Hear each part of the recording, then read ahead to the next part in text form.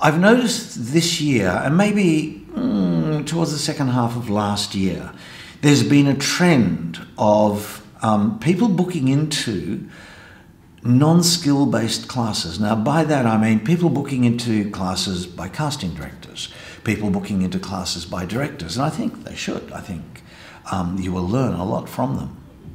But they're not booking into them for the right reasons.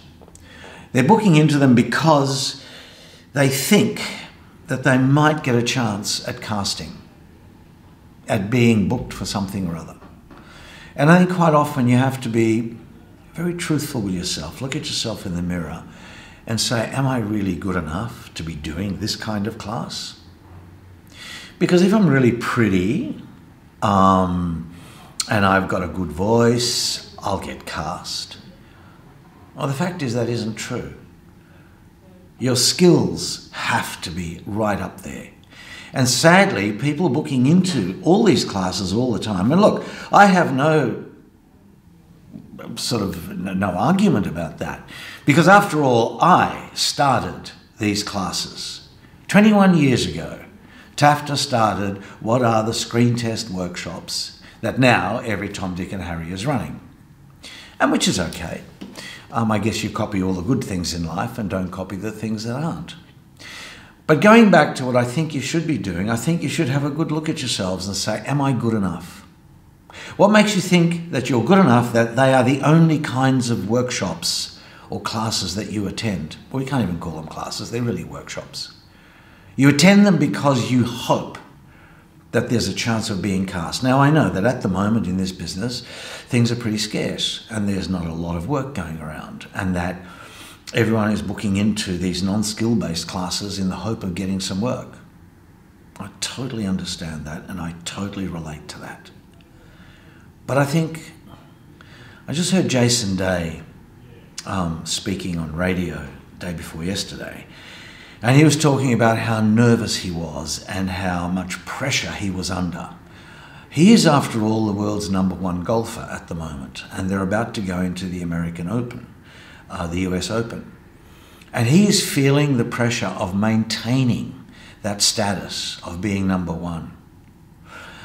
So do you think that if he didn't get up every morning, if he didn't hit 300 or 400, 500 golf balls a day, that he could just walk up on the day of the tournament and still win?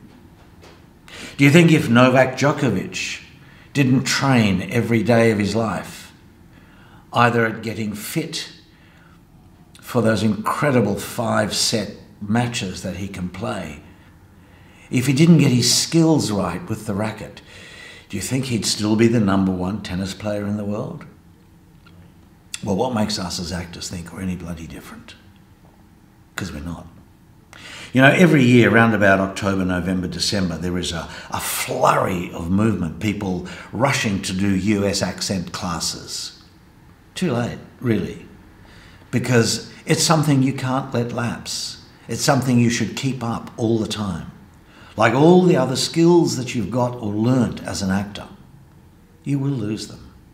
They'll get rusty. You will forget stuff unless you keep it up. Yes, certainly do those classes or workshops where you are going to be considered, or possibility that you will be considered for a role. But at the same time, you've got to keep up classes where your skills are going to get you that role, because your looks alone won't do it. Look, I'll just finish by giving you a little incident. 3-4 years ago now, I was sitting in a manager's office in Los Angeles, a prominent manager, and that particular company has quite a few Australian actors.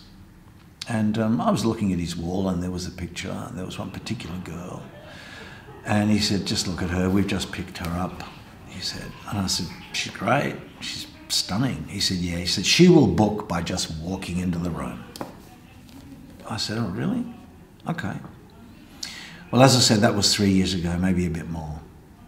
She's walked into a lot of rooms, and she's still stunning, and she's still beautiful, but she still hasn't booked. Because basically, she wasn't good enough. Because, you know, for every pretty girl, there's another one. And every good-looking guy, there's another one. For every six-pack, there's another one. It's the person that's got it all together who's going to get it. Don't forget that. And I mean that sincerely, and I hope you all succeed. And you can listen to my next rant next time.